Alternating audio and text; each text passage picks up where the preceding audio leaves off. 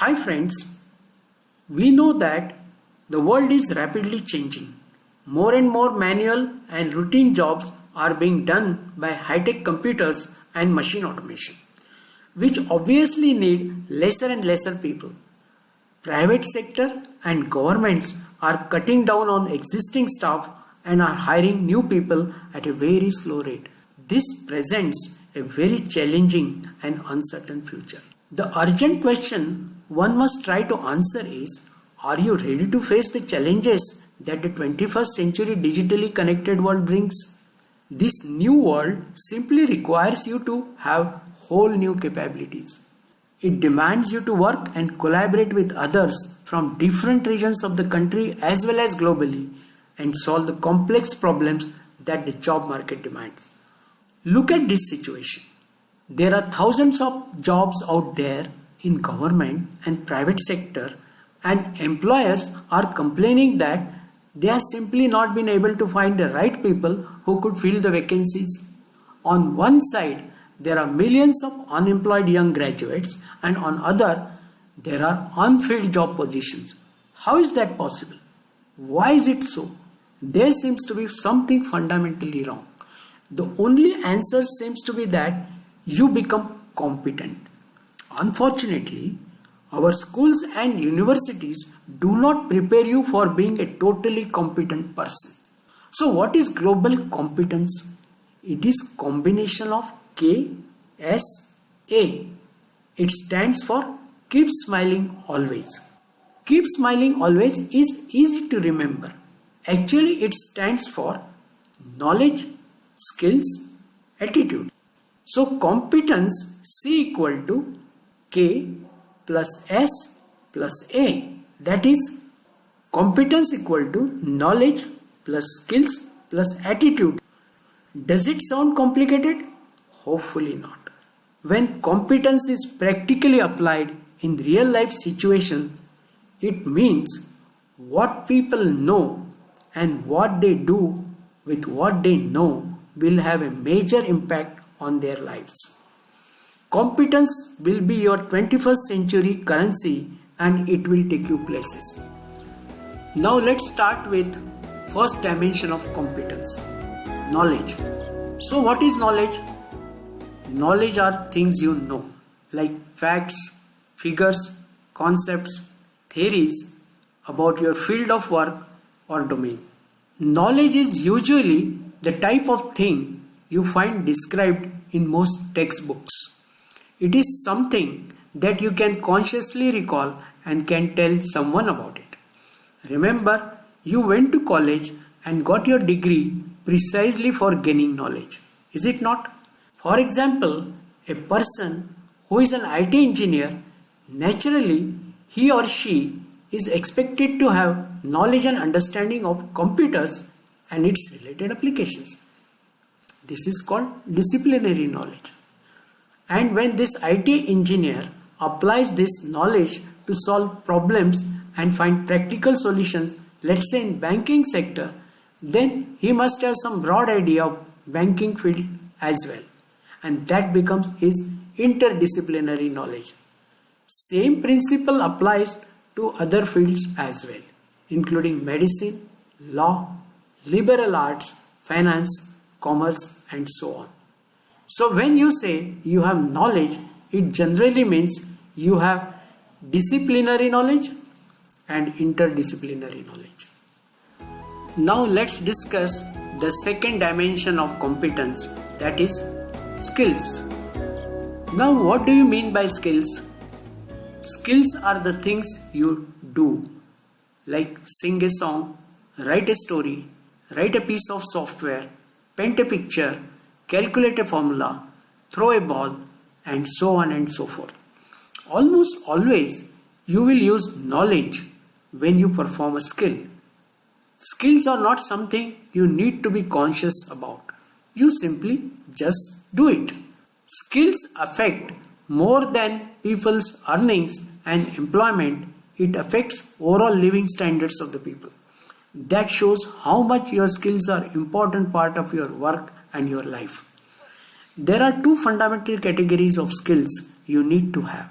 Those are First, cognitive skills, and second, social and emotional skills. Let's find out what those are. Cognitive skills. The term cognitive is connected with your thinking or your conscious mental processes, or loosely, your brain power. Cognitive skills allow people to understand, evaluate, and to solve problems.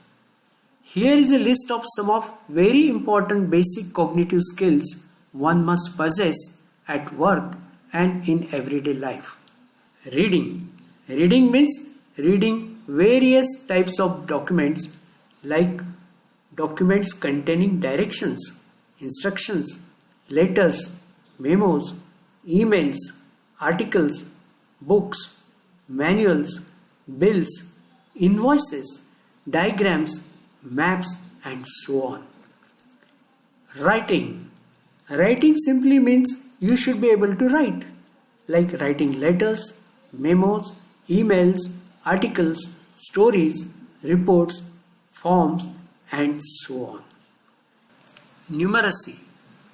Numeracy involves your number handling capability, like calculating prices, costs, or budgets, using fractions, decimals, or percentages, using calculators, preparing graphs or tables, using algebra or formulas.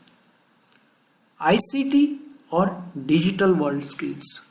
In today's technology-driven digital world, you must possess these crucial digital skills like using email, using internet, working with spreadsheets, word processors, conducting transactions online, participating in online discussions like conferences and chats, problem solving skills. It will help you a lot in your career if you are a good problem solver, especially if you can solve hard and complex problems. Critical thinking and creativity are also important skills that will help you face the big challenges in the field of work. Now let's talk about social and emotional skills. Our educational system is predominantly focused on achieving high marks. While most people would agree that academic excellence is closely related to your career success to some extent, but just totally focusing on cognitive skills is no longer sufficient. Social and emotional skills not only have positive effect on educational excellence but on your entire life. Interestingly, cognitive and social skills cross-fertilize, and the effect is you land up becoming even a more skilled person. Now let's discuss what are those social and emotional skills. Social and emotional skills, sometimes also called as soft skills or character skills, are skills that play a very important role across a wide variety of life situations regardless of your age.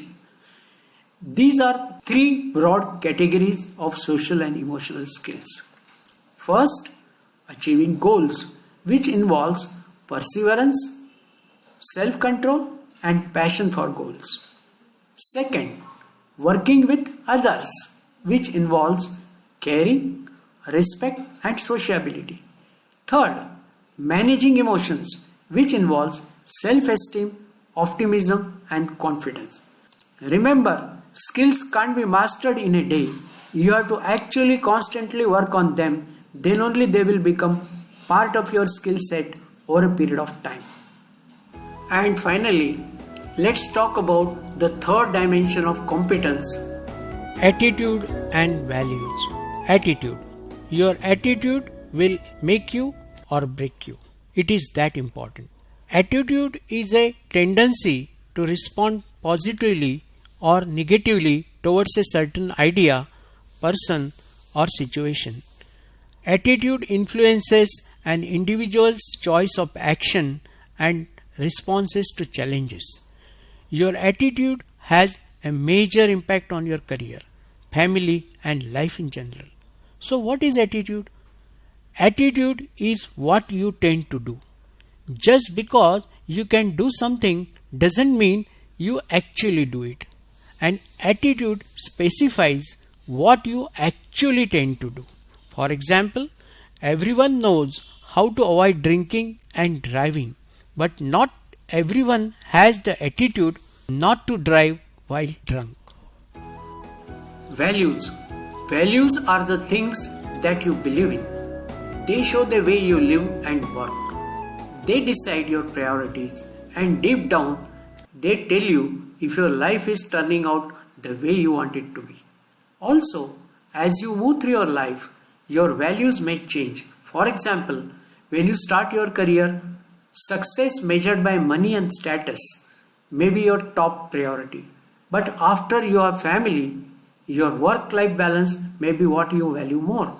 From time to time, you should continuously visit your values, especially if you start to feel confused and unbalanced, and you can't quite figure out why. Finally, you may be wondering and tempted to ask, how do I build this competence? Answer to this question is not easy as do this and do that, or take this course or that. Competence building is a continuous and lifelong process and needs your total commitment. In spite of setbacks and failures, you must keep going.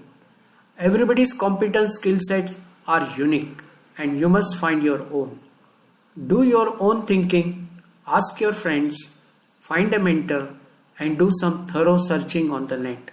So, whatever stage you may be in your life, think seriously, understand KSA fundamentals, act, and build competence.